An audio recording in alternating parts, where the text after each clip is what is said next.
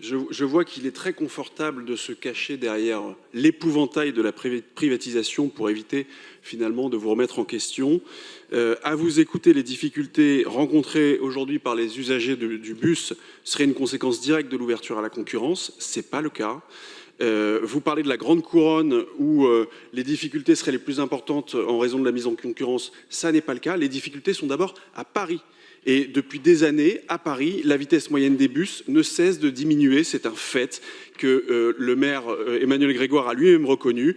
On est passé d'environ 15 km/h au début des années 2000 à près de 10 km/h aujourd'hui. Et dans le même temps, il y a une offre de transport qui est en hausse et une fréquentation qui s'est dégradée.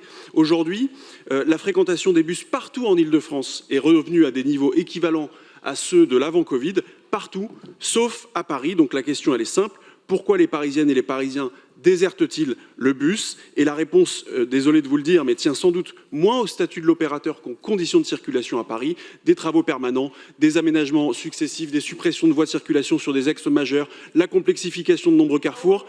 Résultat, les bus sont plus lents, moins réguliers, moins fiables et moins attractifs. Et c'est regrettable parce que le bus est aujourd'hui le seul mode de transport collectif totalement accessible. Donc le vrai sujet, c'est pas de savoir qui exploite les bus, mais de savoir si les bus à Paris avancent.